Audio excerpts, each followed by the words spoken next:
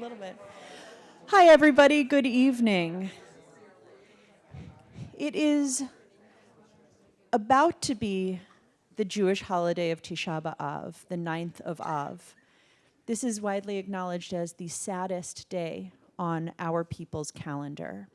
Tisha B'Av is the date that the first temple was destroyed by the Babylonians, the second temple destroyed by the Romans. Our people were expelled from Spain. This is a day of communal mourning, of introspection, and of trying to understand where we are now and how not to return to where we were then. There is no better time to consider what's happening in Israel and how that relates to this national history of our people.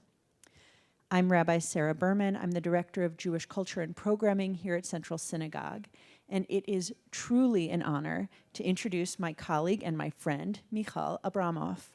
Michal is the Shlicha, the emissary from Israel to our community. Michal is a skilled and highly credentialed educator. She was born in New York City, made Aliyah, moved with her family to Israel as a child. She has worked in education now for many years. Her BA is in psychology, sociology, and anthropology from Tel Aviv University, and her master's is in Jewish education through an advanced program in pluralistic Jewish education at Hebrew Union College, Jewish Institute of Religion, and Hebrew University in Jerusalem. She has worked with Noar Telem, the Israeli Reform Youth Movement, as a leader, an advisor, a scholar. And now she is on her second shlichut, her second emissary to the United States, and is starting her third year with us here at Central Synagogue and on the Upper East Side. Michal spent weeks this summer back in Israel with friends, with family, and on her I-Center Israel Engagement and Education Program, graduate program. She is a wealth of information, she is a wealth of knowledge, and a wealth of wisdom, and we get to learn from her tonight. Michal, thank you for being here and helping frame Tisha B'Av and what's happening in Israel right now. We're really grateful. Thank you so much. Oh, yes. I'm so sorry, I forgot. Michal has so much information to share with us. I know you are going to have questions. I know you're going to have many questions. I know I will have many questions. If you can hold your questions for the end, she will get through so much information. It might answer some of your questions, but we will, at the end, have time for your questions. So just hold on to them till then. Thank you. Thank you.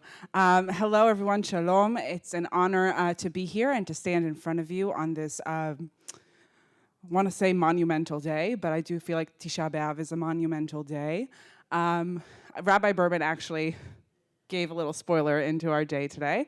But the one thing she forgot to introduce is one of the things that I also did when I was in Israel is I also got to staff a central teen parent mission to Israel that we shared with two other synagogues, with Park Avenue Synagogue and Temple Emmanuel, which was a very powerful 4 days with teens and their parents together in Israel in a post-October 7th world. So that was just very exciting. I'm going to start how I start most of my teachings by first saying, I am Israeli. I know I don't sound it. You can thank my mother. She spoke English to me at home, and I speak English well. I do sometimes get confused with words, so I apologize in advance. But I am Israeli. And I'm going to share with you a lot of things that are currently happening in the war, currently happening in Israeli society. And I think it's important to frame it that I did grow up in the Israeli education system. My history and my knowledge is very much based on the narrative that I grew up in. So I want to put that in the floor for all of us while we're talking, and to address that there might be things that you disagree with me, and that is amazing. I encourage disagreement. I encourage questions. I did ask for our questions to be at the end because, boy, a lot has happened, and we want to talk about everything. But again, if there's something that you don't understand, if there's something that you want to understand more about, please hold it to the end and we'll talk about it. So to start us off, I was in Israel in June. I left New York in the first week of June, right before the holiday of Shavuot, and I came back in the first week of July. And when I came back, Rabbi Berman and I spoke, and we said, we have to give an update. I've just absorbed and learned so much about Israeli society and the things that we don't hear on the news and what is happening, that it was important for us to find this opportunity to share. I see already a question. I can try, yes. I'll pace back and forth. Great. I'm not good also with speaking into the microphone, so we're gonna practice this. Great. So when we came back and we said, and we figured Tisha B'Av seemed like a perfect opportunity for this, because we're going to talk a bit about the holiday, but like Rabbi Berman said, there's a lot of mourning of destruction. And if we can talk about the moments of destruction in our history, how can we not talk about October 7th as another moment of destruction? And actually, I didn't incorporate it here because I'm not a rabbi, I don't do liturgy, but there is a new Tisha B'Av prayer written by residents of the Gaza envelope for Tisha B'Av. I highly recommend for you to search it and to look for it. But I wanted us to use this holiday, to learn about this holiday, to help us understand the dangers of what is currently happening in Israeli society, and how can we understand it, and hopefully, how can we help change it and help make it better.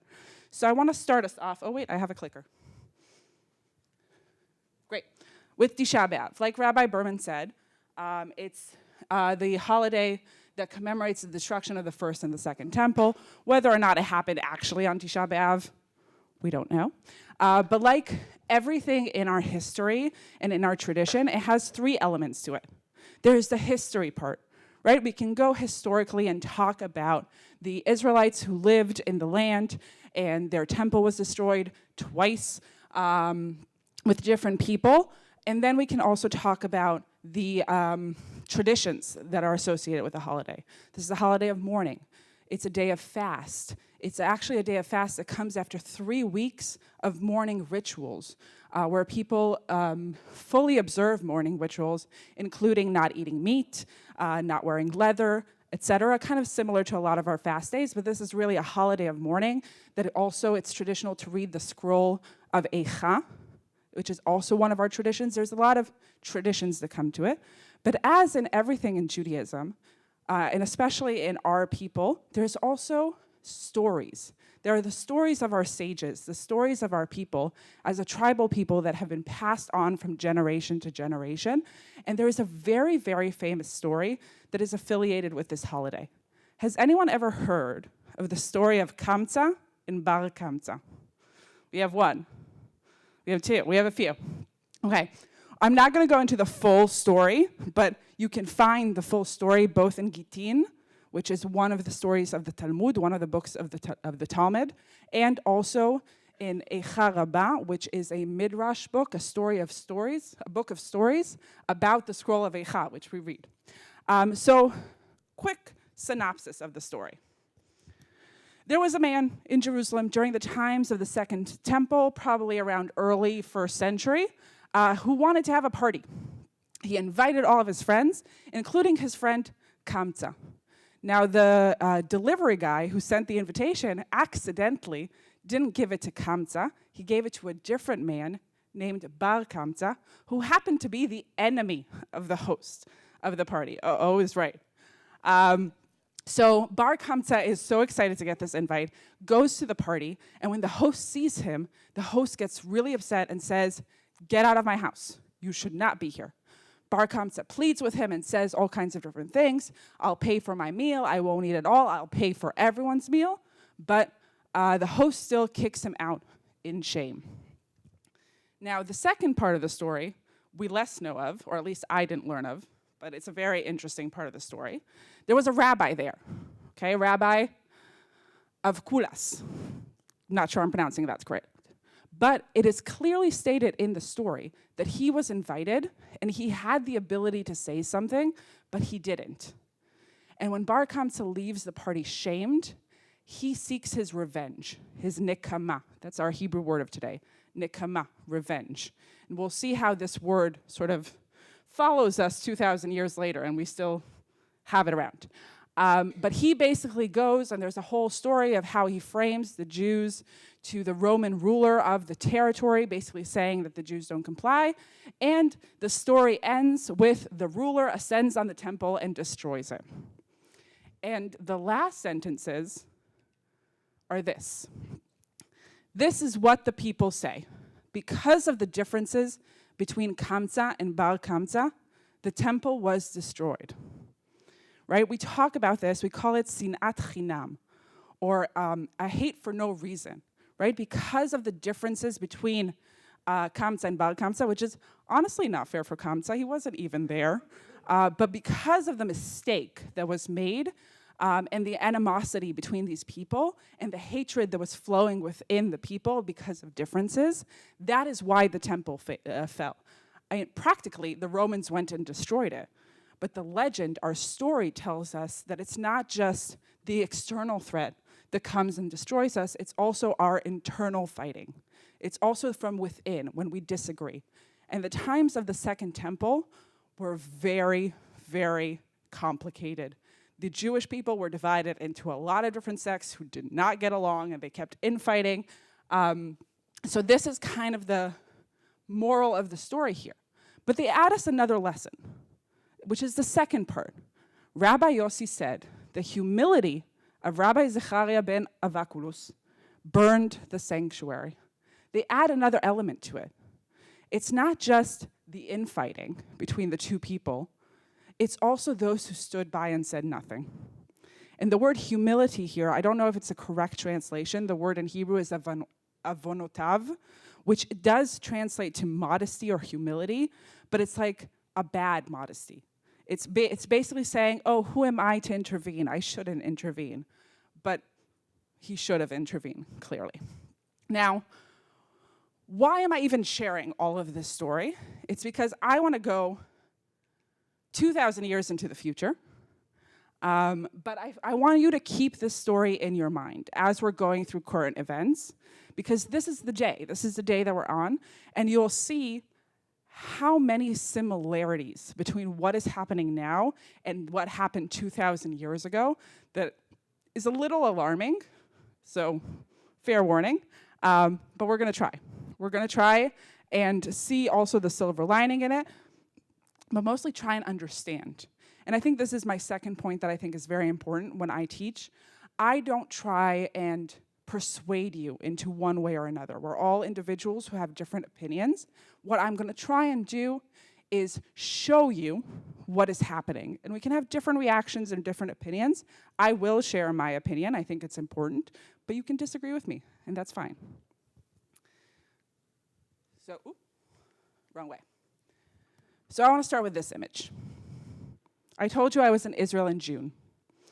One of the things that we did, this is actually from the mission that we did with the teens, we did a graffiti tour of Tel Aviv, of a neighborhood called Florentine, and this is the point where I'm going to plug in that in 2 weeks, on August 26th, we're actually hosting a virtual tour of the graffiti in Florentine through Central, so please go to the website and sign up. But I wanted to start with this because although I want to talk about Israel today, I want to bring us back to October 7th and start about Israel today to understand what has happened to Israeli society within these 10 months. So again, this is back in June. I'm sure this graffiti has been done much earlier than that. Honestly, I don't know if it's still even there. That's part of graffiti. But for the sake of time, we're not going to make this interactive, even though I love making art interactive. But what we see here, if you don't recognize the imagery, the little boy here is a very famous reference to the boy from the Warsaw Ghetto during the Holocaust. Instead of a Jewish star, he has a yellow ribbon, which I realize not everyone knows, but I also have one on mine. The yellow ribbon is in solidarity of the hostages. It shows support of the hostages. That's why anything that has to do with the hostages, you really see the color yellow sort of intertwined. But facing our little boy is not a Nazi. It's a Hamas terrorist. And the words never again are written over, with the word never crossed out.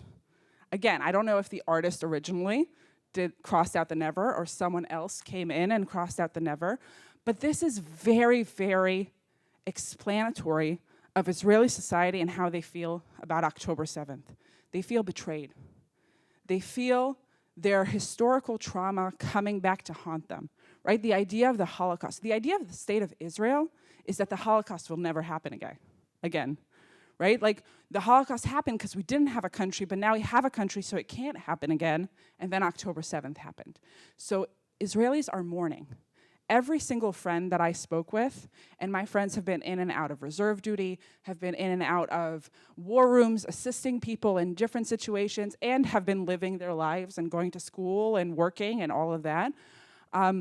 This sense of fear and of mourning is very prominent. I actually use to describe this, I talk about the 5 stages of grief.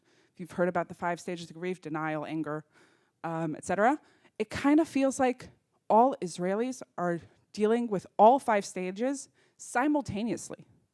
I can be out in a bar with my friends, perfect denial, we're hanging out, it's a Saturday night, we're having fun. But then as we're going up to the bar to order a drink, there are hostage posters all around. And unlike New York, they're not ripped down. They're everywhere, and they're still there. Also very customary in Israel, I couldn't find the picture that I took, is actually for the fallen. A lot of families make stickers honoring the fallen, and you can find those stickers everywhere. So it's really, you can't, even in your denial, you can't sort of go away. But this feeling of never again, and actually Rabbi Buchdahl did a sermon about this idea of never again that I highly recommend you watching. But for Israelis, it's very much internal. It's very much this idea that we were hurt in the worst way possible, and we cannot have this happen again. We have to protect our people. The question of security is a big, big question. How do we restore security and safety into our region? But naturally, it's not just about Israelis, and I want to show you the other piece of art that I wanted to bring, which is this one. If you don't know the characters, the character on the left with the blue hat, his name is Srulik. He's a cartoon that was made in the 50s to represent the ideal Israeli. It's like this little kid with the kibbutznik hat of the pioneers. He's in a lot of imagery when it comes to Israel. There's actually a whole section of him growing up and going into the army and for military times. It's like a very iconic image of Israeli society. Next to him is Handala. Handala is a Palestinian cartoon that was made in reaction to Srulik as basically the same kid, the kid of the Palestinian that represents the sort of ideal Palestinian kids. And there's actually a lot of images of peace activists that surround these kids and sort of as an image of the wanting of getting along, the wanting of safety and of peace. But as we can see from this image, that dream was also broken. I think one of the hardest conversations that I had when I was in Israel, I have a really good friend of mine that I worked in the reform movement in Israel with, who I call her my extreme left friend. She's always been a little too much to the left for me. But it was always very interesting and great to talk to her. And when I met with her this time in June, I noticed how many steps to the right she took. She still believes in peace. She still works in a coexistent organization that brings Jewish and Palestinian kids together. She still believes in that dream, but something broke. And when we're talking about peace, when we're talking about the conflict, when we're talking about the future of this region, this is very much like that feeling of the stabbing in the back. It's not the actual brutal attack, but sort of this feeling that we had these partners. And a lot of the peace activists who are living in the Gaza envelope speak about their friends in Gaza who betrayed them. It's a very prominent sort of feeling within Israeli society. The third element of Israeli society that we have to bring into the conversation is the hostages. This is an image of the 250 hostages that were taken on October 7th. In the middle, it says men, women, baby, elderly, still being held captive by Hamas, bring them home now. This is from the Family Forum of the Hostages and the Missing, which have been running all of these campaigns and all of these posters. Thankfully today, there's only 115 hostages still kept in captivity. But this is, I think, a quintessential point of understanding what Israeli society is facing. And when I say that Israel is still in mourning, they will still be in mourning until every single one comes home. because the story hasn't ended. We can't have a closing point where we can start the grieving process. It's all happening simultaneously.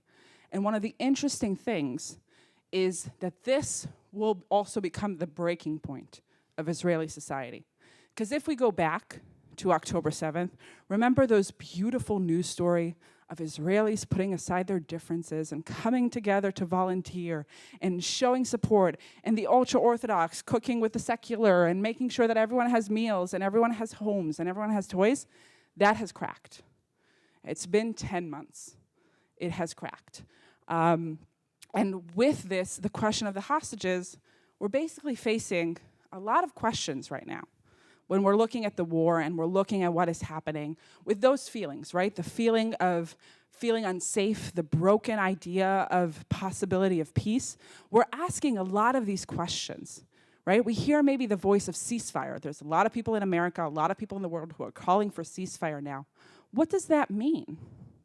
If you ask an Israeli, we say we had a ceasefire on October 6th.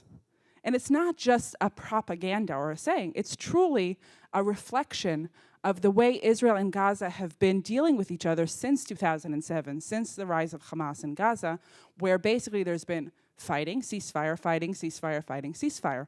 So for Israelis, the word ceasefire doesn't really mean anything anymore. It doesn't give them that security again. It doesn't give them that never again. Because what's going to stop Hamas from within a week, a year, 3 years, to regroup and re-go? So that's a really, really big question. And that has to do with security. How can Israelis feel safe in their own country?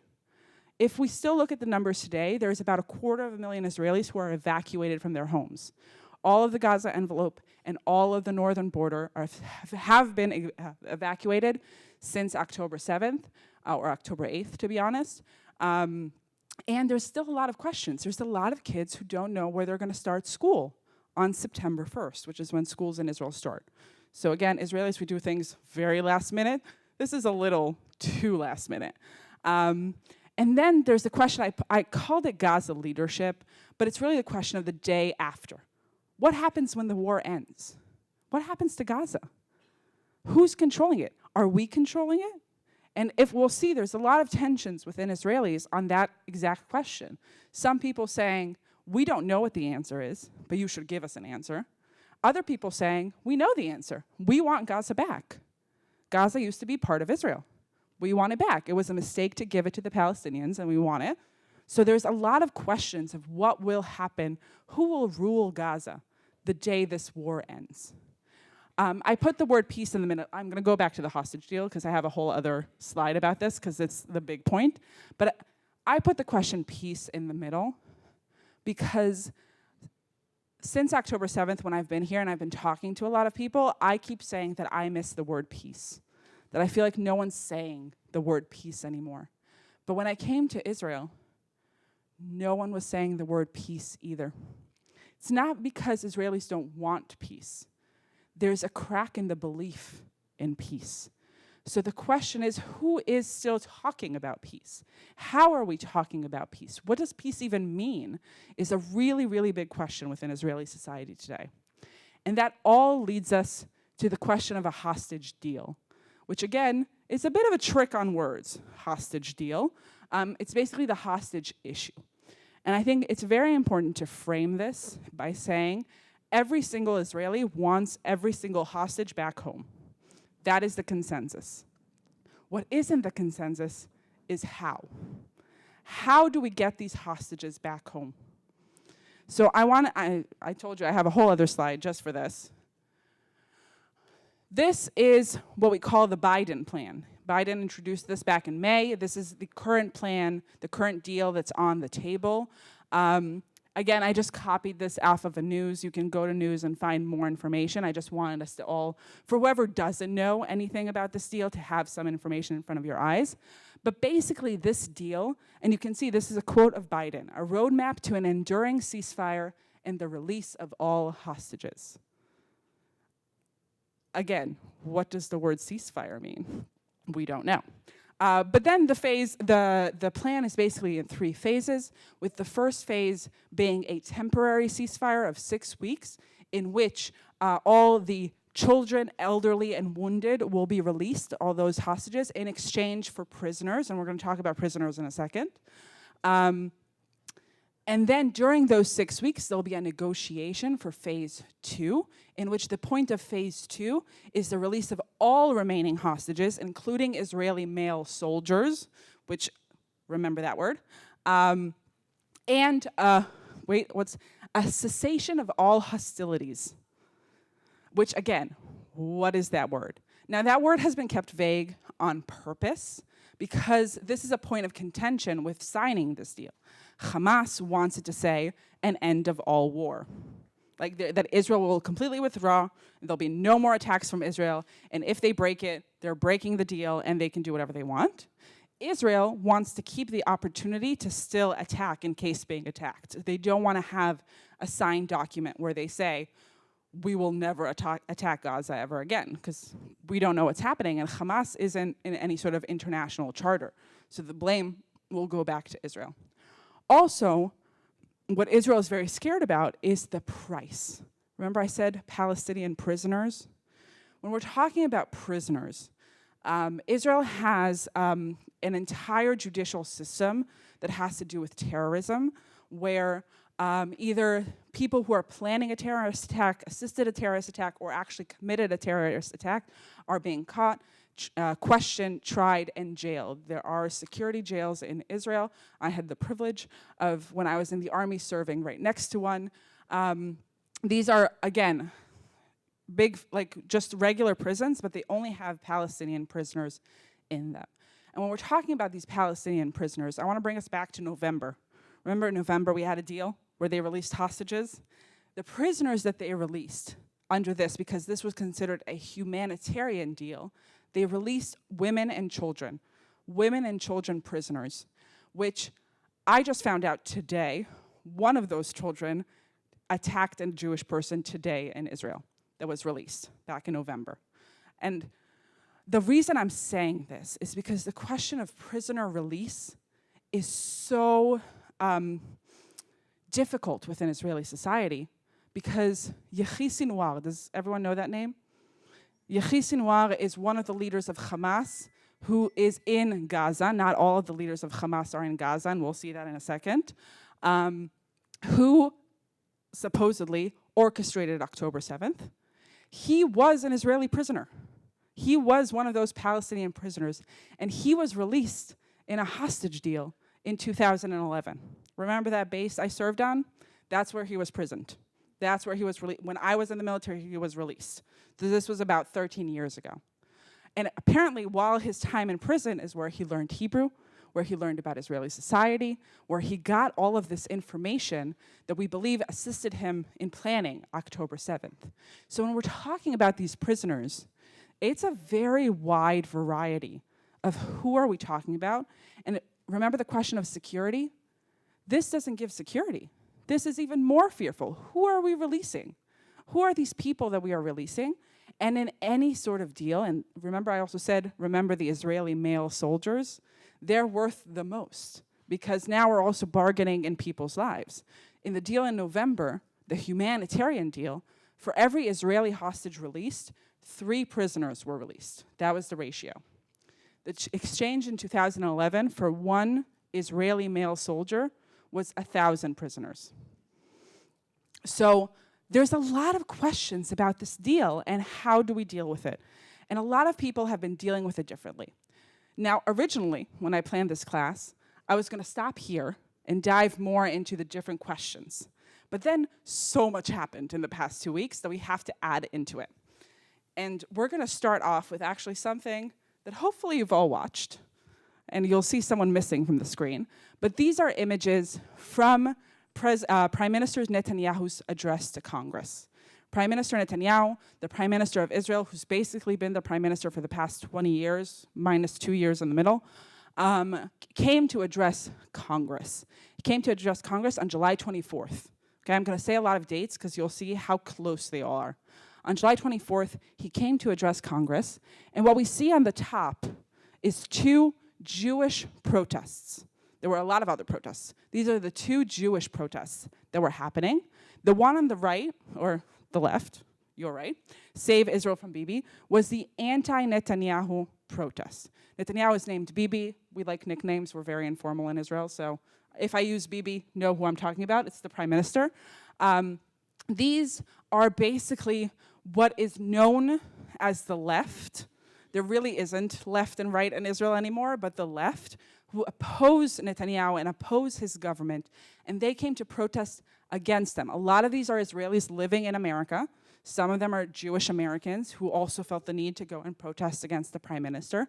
And what you'll notice is there's American flags, there's Israeli flags, and there's a few yellow flags. Remember the color yellow?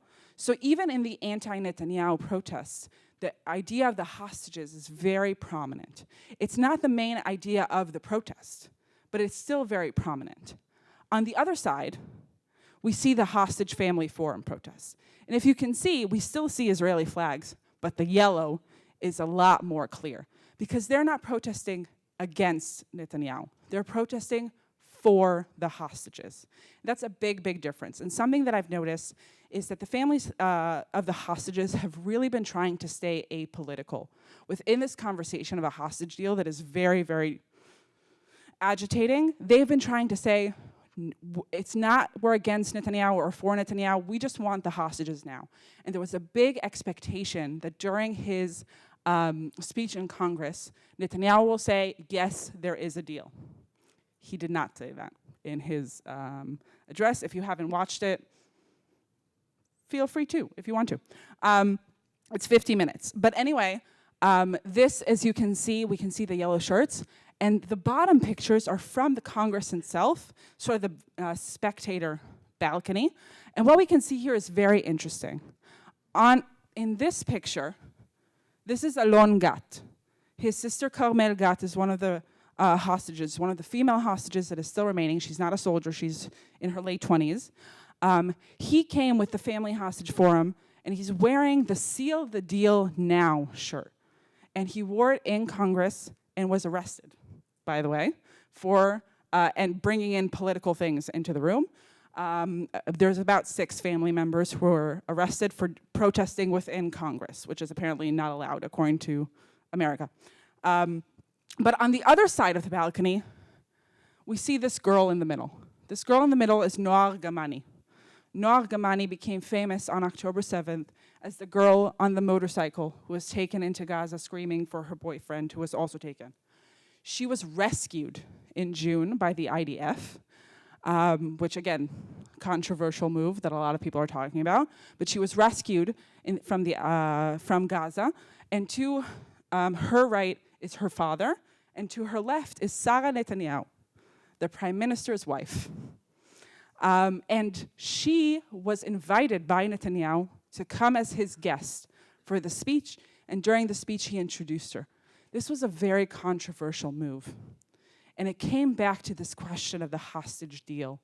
And do we work with the government? Do we work against the government? Are we supporting a deal? Are we supporting rescue missions? There's a lot of people who are saying, look, we can rescue the hostages.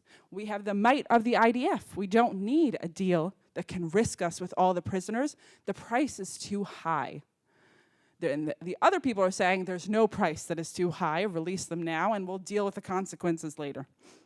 So somehow the hostages, not the hostages themselves, but the way to rescue them has become a political issue in Israel, where somehow what is traditionally considered the Israeli left is for a hostage deal, and what is traditionally considered the Israeli right is against.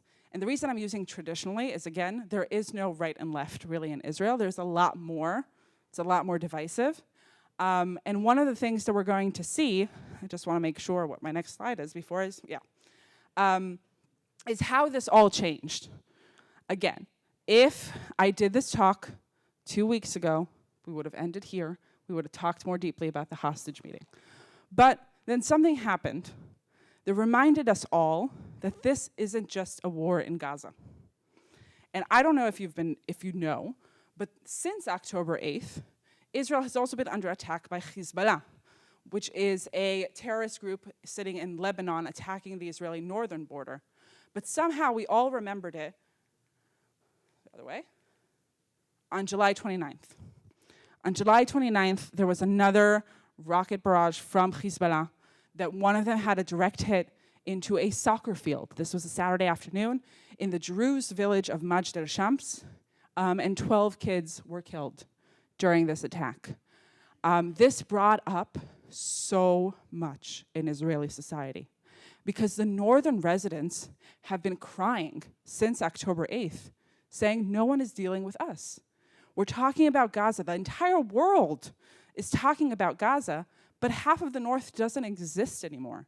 It burnt down from the rocket fire in what they say open air, right? When a rocket didn't hit anything, it just hit an open field. Those fields catch fire, and a lot of those fields are now burnt down. A lot of the agriculture in the north doesn't exist anymore. And this very unfortunate incident sort of brought eyes back to the north and back to the war with Hezbollah, which was always somewhat there. But it also brought up another rift in Israeli society when it comes to the Druze population. For those of you who don't know, the Druze population are considered Israeli Arabs. Druze is a sect of Islam. It's a separate sect of Islam. And part of their tradition is being loyal to the country they live in.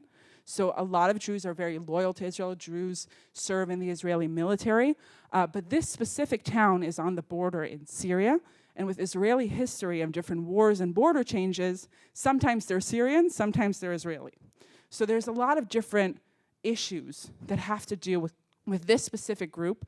There were a lot of Knesset members or people of government and parliament who tried to come and visit this site and were not let in. Because if you remember, and if you follow Israeli news, in 2018, a national law was passed, the national law of Israel as the Jewish state, that took away Arabic from an official language. And the Druze community was specifically insulted by this. They felt like they are so patriotic. They contribute to the state. They serve in the government. They serve in the army. And suddenly they're being left out.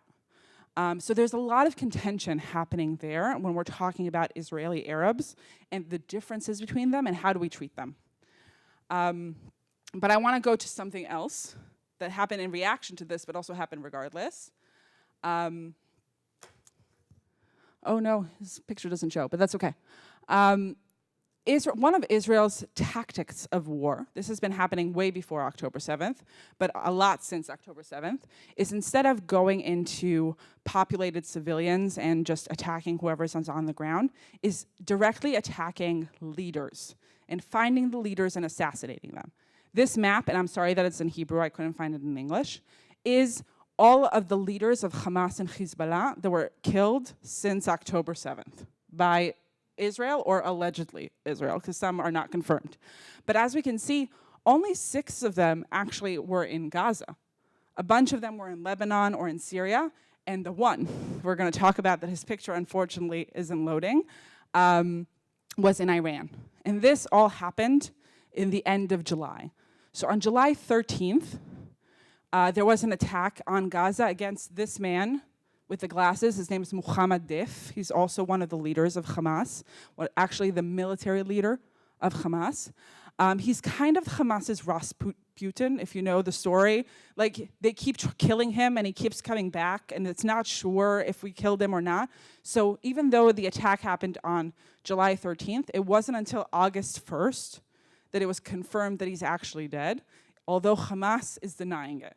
So we don't know. He might still be alive, but supposedly he's dead. The other person, which you can kind of see here, his face, I'm sorry that the picture didn't load, is Ismail Haniyeh.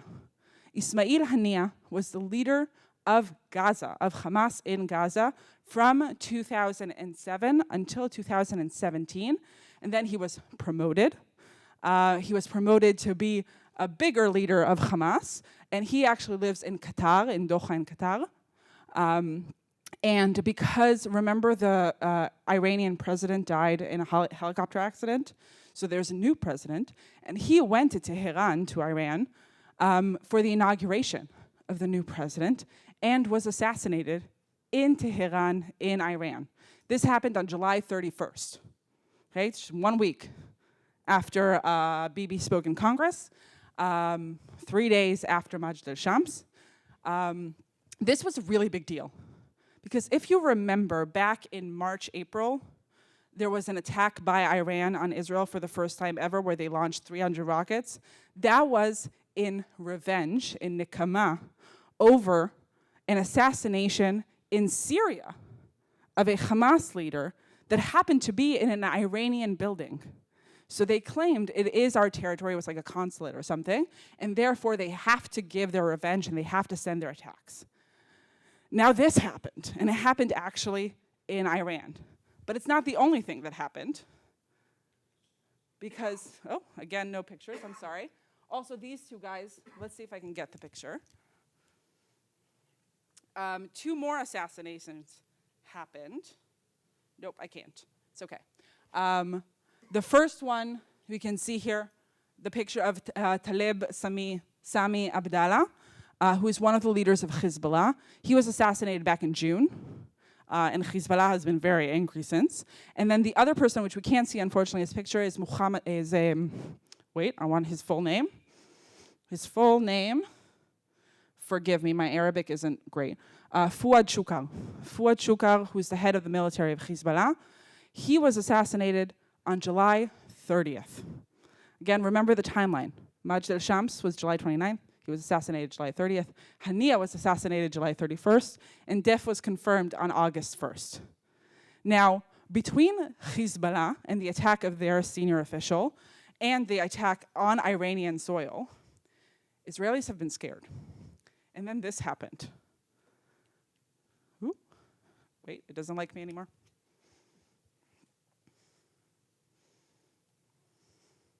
No.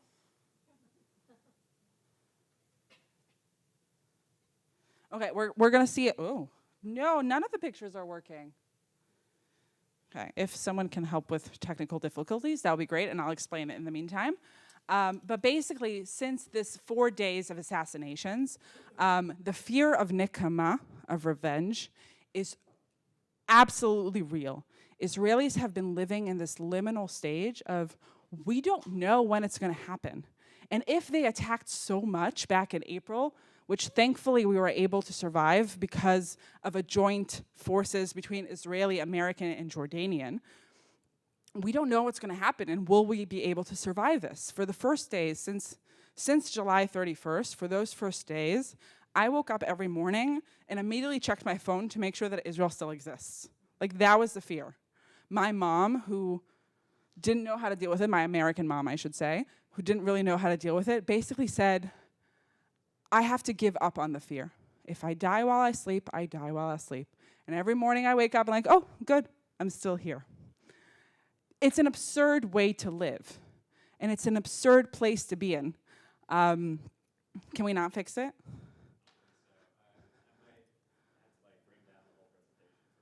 That's okay, you should do that, because without the pictures, it'll be very hard to understand what happened next. Because a lot more things happened after that. Because we have to remember, and this is actually a good bridge point to say, when people are in fear, things go a little cuckoo. And as I said before, Israel is very much divided within its own society, within its own sects. And I want to bring us back, while this is being hopefully fixed, to October 6th. And if you were following Israeli news, you know that the hottest topic was the judicial reform.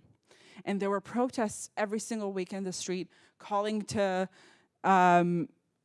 remake this government and not have this government, etc., calling that there's threats for democracy. And there really was a rift within Israeli society that was very, very strong.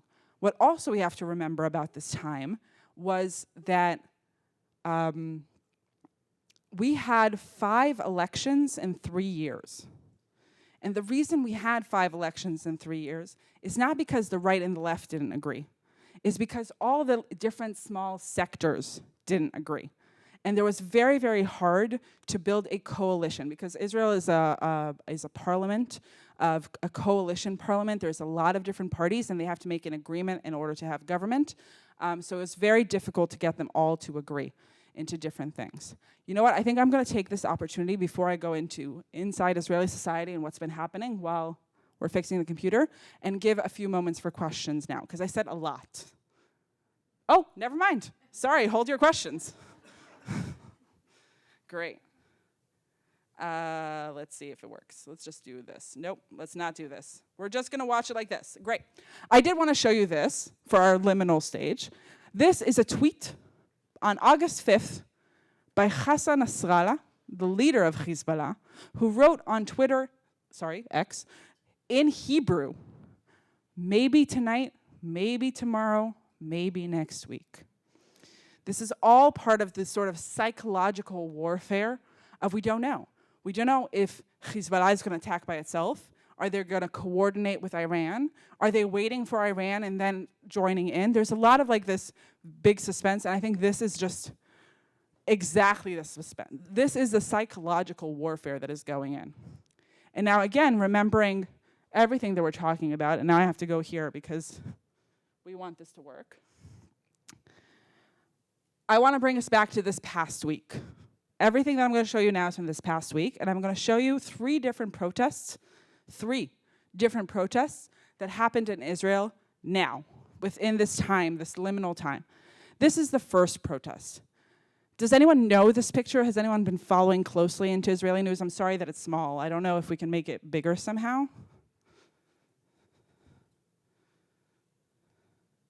Nope.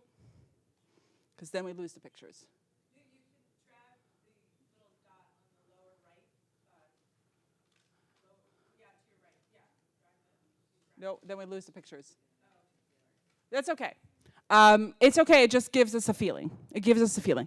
This is a protest on the left from last week in a military base called Sde Teiman. It's a military base all the way in the south of Israel, where currently it is used for a detainee center for terrorists who are captured in Gaza and are brought in for questioning before trial and imprisonment.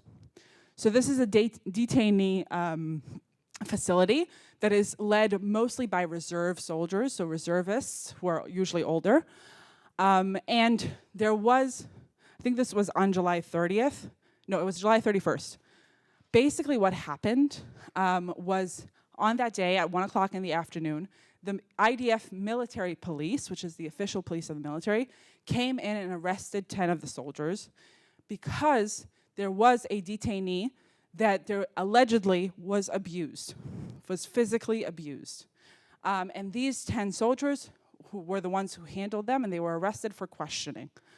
I can already skip forward to today. 5 of them were already released after questioning, and there's still 5 that are being questioned and will probably be tried.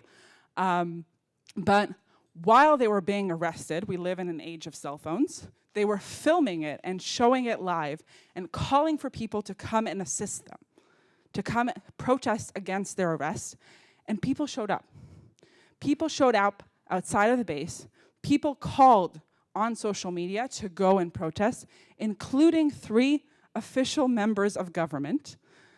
This day has been referred as Israel's January 6th, because not only did these 3 government officials, some were Knesset members, some were government ministers, incite these people to go, they came themselves and broke into the base.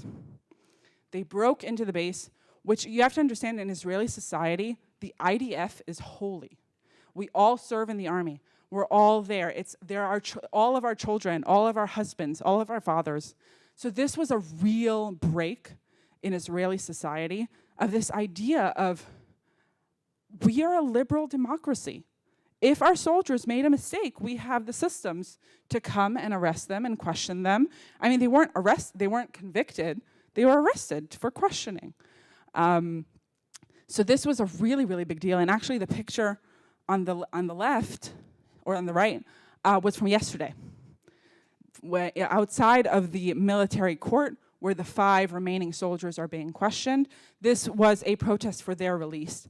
And in Hebrew, it says, "Hapatzarit tafsiki lirdof et chayalenu." Patzarit is military speak for head legal charger of the IDF. And they're saying, stop persecuting our soldiers. And this goes back to the question of security, where there's a lot of people in the never again, they say, we are more important right now. he was a terrorist. He committed probably hundreds of abuses on October 7th. So why are we attacking our soldiers who, out of revenge or out of anger or out of I don't know what, abused one? Now again, we can have a lot of different opinions on this. I can tell you my opinion is I'm very proud of our army for being able to arrest and to question people who might have broken the law. They still haven't been convicted, so we'll give them the benefit of the doubt. But there was clearly a problem here. And I'm very proud of Israel for being able to hold ourselves accountable. Not all Israelis think that way. A lot of Israelis are very much against this, and as we can see, this is really brutal protesting. I'm sorry that this is small, but there are 3 young adults dressed in uniform in chains tied to like a gate in protest. And remember that, because this has been happening in a lot of protests. But I want to go to our next protest, which happened a few days later, to this protest. Now, another issue that has been really problematic in Israeli history and has been happening way before October 7th was the question of the ultra-Orthodox. In Israel, the ultra-Orthodox are unofficially yet officially exempt from military service. And this has been a point of contention for many years, and actually a lot of our governments in the 5 elections that fell about this. But basically, there's no official law exempting them. And one of the things that this current government was trying to do was to create that law, and they couldn't. So the Supreme Court said, okay, you have to enlist them. They have to be drafted. And 3,000 letters of draftment were sent out to ultra-Orthodox. And those ultra-Orthodox, only out of the 3,000, only 50 showed up for their day of drafting. Some, I guess, because they opposed. Some, I guess, because they were scared. Because the people who came to protest, this is across the street from Tel HaShomer base, which is like the main recruitment base where every soldier gets to in order to get their uniform and their number and like all of those things and their assignment, and then they're sent off to whatever they're assigned. They were protesting across the street and were basically preventing anyone who actually came to be drafted. These, very important to say, are the extreme sects of the ultra-Orthodox. It's not all the ultra-Orthodox, it's not the entire opinion, even though a lot of the ultra-Orthodox are against this. The people who came and protested were the extreme sects. There was a couple hundred who came, so it wasn't that big of a protest. But because the previous week, they saw their leaders breaking into a military base, guess what they did? They tried to break into this military base and prevent the draft from happening. Thankfully, they only broke into the memorial that was right next door and ruined the memorial, but this was awful. This was really sort of this building up to, where is our society going to? How have we come up to this? Now, these protests have been happening a lot before October 7th, but the need of draft and the need of equality since October 7th. I have friends who have been in reserve duty since October 7th. I have friends who are on their 3rd round of reserve duty, and it just feels unfair. There's this whole population that is basically not bearing their weight. So there's a lot of questions and a lot of things and a lot of rifts. This, again, is a lot before October 7th, but has become worse. Then I want to bring us to our last protest that happened this week. This is from Saturday night. Again, I'm sorry that it's small, but this is an image you should know more, because this is the protest in Kaplan Street. Kaplan Street is a street in the center of Tel Aviv that became famous with the protests against the judicial reform before October 7th. And since basically March or April, they have restarted. So every Saturday night, there are protests in Kaplan Street against this government and calling for Netanyahu to resign. Now, unlike the judicial reform, where they were basically saying this is a threat to our democracy, this protest is specifically about the government and Netanyahu, saying Netanyahu has failed us, he is guilty of October 7th, and therefore he has to resign. And you can see in the protest that there are a yellow sign that says bring them home. There's also a hostage poster. So the idea of the hostages has been a little conflicting, but actually a block away from Kaplan Street, there's a street called, are we done? Oh, dear, 5 minutes, okay. Oh, yeah, we can see the time on my, we'll do this quick. There's a street right next to Kaplan Street called Shlomo HaMelech. It's where the Tel Aviv Museum is, and it has now become Hostage Square. If you ever go to Israel now, you can see it's like full of art installations calling for the release of the hostages. And every Saturday night, there is a rally calling for the release of the hostages. But they have been very much trying to be separate from Kaplan Street in order to show we're not against the government, we're for the hostages. And I think we're out of time, but I have 2 more slides. That's okay. I'm just going to show you this slide again of just showing that if we had a lot of external questions of how should we deal with the war, we now have so many other internal questions. And if I want to go back, and this is how I'm going to end, and hopefully we'll have time for some questions, to this saying, and go back to Tisha B'Av, and the day where the temple was destroyed by the Romans, but also by us, and by our internal infighting. And if there's something I can say about Israeli society right now, it is broken. Not in a bad way of like, oh no, what are we gonna do? But it's literally broken. We've been through so much, not just in the past 10 months, in the past 2 weeks. I mean, we still are waiting for the attack from Iran, and we don't know what's gonna happen. But I do think, unlike the attack from Iran that I have nothing to do about, I have a lot more to do about Israeli society and internal Israeli society. And to sort of leave us here in our introspection as we enter Tisha B'Av, how can we not have the humility of Rabbi Avakulas? How can we be the ones who speak up, are the ones who bridge the differences, and speak to those who might have different opinions from us so we don't internally fall? We're going to stop here. Yes. Yes. I know we didn't notice the time. I'm so sorry.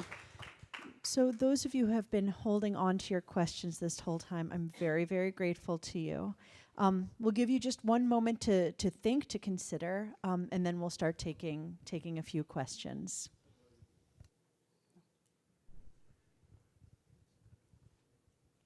All right. We're getting a few. If you could invent a time machine and go forward 25 years, what do you think you would see? What a beautiful question. I think I'm going to change your question because I am going to answer the question what I hope to see. What I hope to see is we're still a very diverse people, and Israel is beautiful because of its diversity.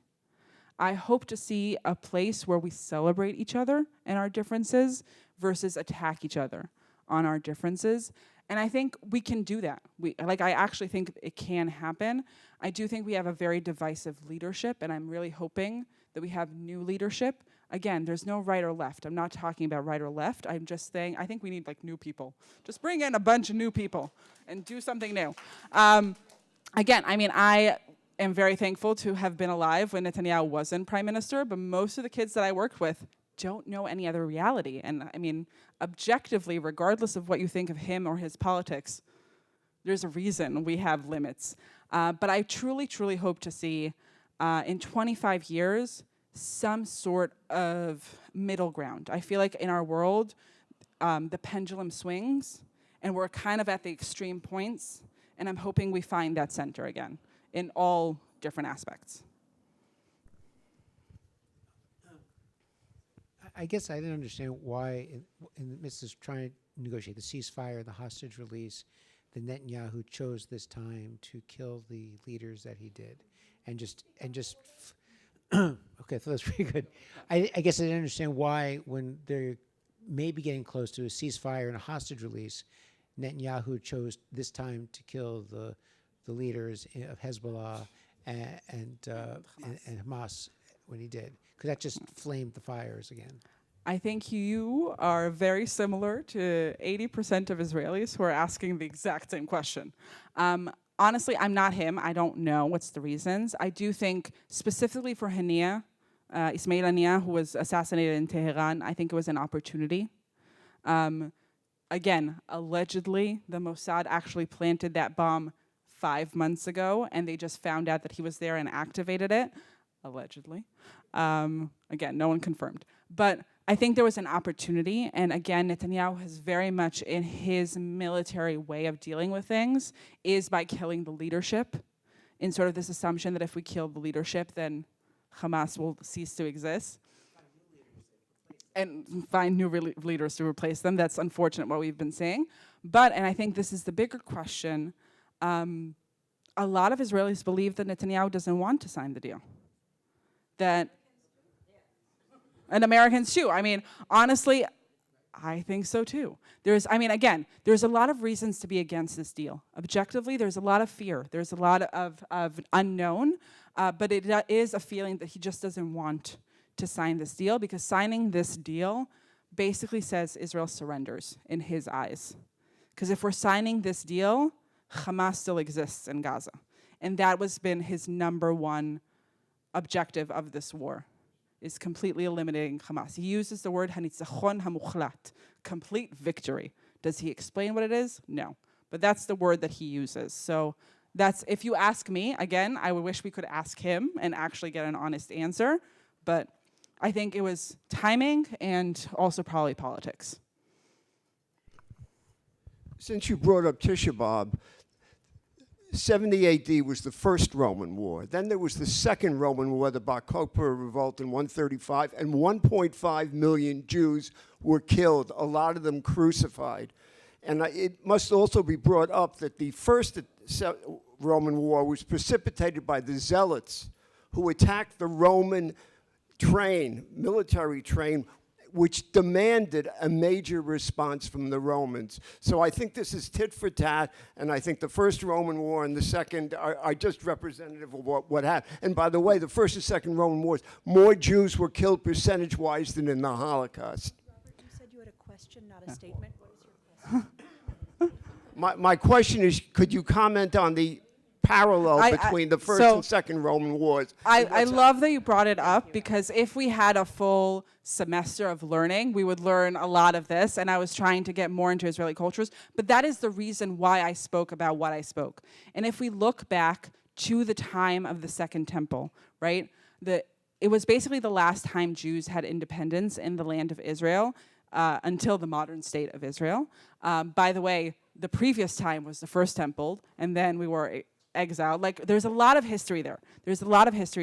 But I absolutely agree with you, and what I was trying to show now is the similarities. It's, again, you would have to know a lot about the different Roman wars, but Israel was very much divided, or the Hashmonaim kingdom, thank you, Hasmonean monarchy of the Jewish people back then. It was a very, very divided population. And by the way, there's a great documentary that I can't remember its name right now, but it'll come to me, that actually talks about how Jews had sovereignty over the land twice, and twice it fell after about 70 years. And today we're celebrating 76 years of the modern state of Israel. So the parallels of history repeating itself from infighting and outfighting is very, very alarming. I was talking about this with my friend yesterday about this presentation. I was like, how am I going to end? Am I going to end with, like, the Iranians might bomb us, or the infighting might kill us? Like, you know, it's just a question of who comes first. But I don't think it's that. I think we can see a lot of history in what is happening today, and I highly encourage all of you on this day of Tisha B'Av to go read. Read about the story, read about the Second Temple, read about the extremists that were existing in the Jewish society. There was a lot of actions in a way of how do we deal with an external threat that ended up bringing this disaster of the fall of the temple to us. And I think we're at the same moment right now. Because even when we talk about the hostage deal and the different issues and the assassinations and all these things, it's again an internal conflict on how to deal with an external threat. And we have the opportunity to learn from our history and to hopefully do better and hopefully create a better solution. So I want to thank you for bringing that up, and I highly, highly recommend to use this Tisha B'Av to hopefully learn a bit of the history of it. So one final question for you, Michal. And then if you are would be so kind to stick around in case other questions didn't get answered today. So, in interest of full disclosure, I've marched against Netanyahu both in the U.S. and in Israel. So, and as you say, I think there's a lot of agreement that the current leadership is, it's Einstein's, definition of insanity. You keep doing this, it's not going to get better. But you were moving towards a not bleak conclusion.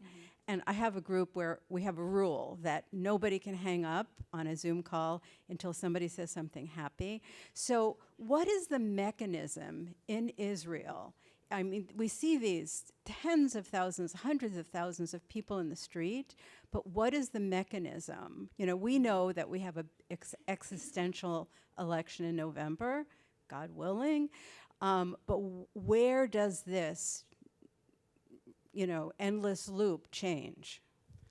I think that's a great question. And actually, you set me up exactly for where I wanted to end, because I just found this out, by the way, but although it happened in March, but apparently every year, countries are ranked according to happiness. And in 2024, Israel was ranked 5th.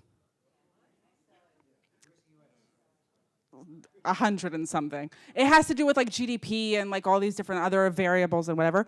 But when I saw this, that in 2024, I mean, Israel has been in the top 10 for many years, but to be number 5 in 2024, and I think this is something that, where's the mechanism that changes? I think it's Israelis. But specifically, there is something about Israelis. I mean, I wish I could have pulled up, if we had more time, I would have pulled up the tweet by Hassan Nasrallah, the one that maybe today, maybe tomorrow, maybe next week, the Israeli comments. Hilarious. Highly recommend again. Like what my wife says to me when when she asks me to, take out the trash. I think Israelis, we kind of forget that Israelis are Middle Eastern. And there's something about a Middle Eastern / Mediterranean, right? Because we like to seem European more, but we're Middle Eastern, Mediterranean, that is more relaxed. Israelis love to infight. And there was a time, by the way, I don't know if you've ever seen those plastic white chairs. They are infamous in Israel for tools of attacking each other. We throw chairs at each other. But we're very direct, and we're very much, we can get all our anger out, and then hug it out and have, some hummus and falafel. Like it's very much in Israeli culture of not holding things in, taking it out, saying it, but then also knowing that everyone else hates us. So if we don't like each other, we have to deal. And I do think Israelis have a really strong mechanism of humor and self-deprecation and actual love for each other. And I think that is maybe in this time of fear, we're a little missing. And I do know there's a lot of things, by the way, it's Tisha B'Av, one of my favorite things in Tisha B'Av. Remember I mentioned that Tisha B'Av is about sinat chinam, right? Hate for no reason. The term that we use now is how do we increase ahavat chinam, love for no reason. And the similar for any horrible thing that is happening in Israel, the thing you don't hear about is the wonderful thing that is happening in reaction to it. And ahavat chinam, and actually, last night in Hostage Square, the Israeli Reform Movement had conversation circles to create more ahavat chinam. And I really do believe that we as Israelis have the ability and the mechanism to get over ourselves and over our hatred to be able to deal with it. What I'm trying to do, and this is my extra silver lining, is I want all of us to be part of that conversation. I want all of us Jews, whether we're Israelis, Americans, or as we say, the majority of the world, because it's not the rest of the world, it's the majority of the world. We're all in this together, and we might have different cultures, we might have different mechanisms, we might not have known anything that I just spoke about, but you also have a stake in it, in this conversation. And my hope is that we learn a bit from the Israeli happiness and bring in the happiness. By the way, another silver lining, Israel won the most Olympic medals it's ever did in one Olympic. I mean, in these 2 weeks, we were in the Olympics, and that Saturday, when Hassan Nasrallah posted his post, Israel won 6 medals in one weekend. It was like, again, and we can celebrate, and everyone rallies around them, and that's, I think, my little silver lining at the end. Michal, thank you so much. And thanks to all of you for showing up tonight. Keep showing up, keep engaging in the conversations, and we will see you on the other side of Tisha B'Av. And sign up for the virtual tour on the 26th. Yes. Amazing graffiti happening in Tel Aviv right now.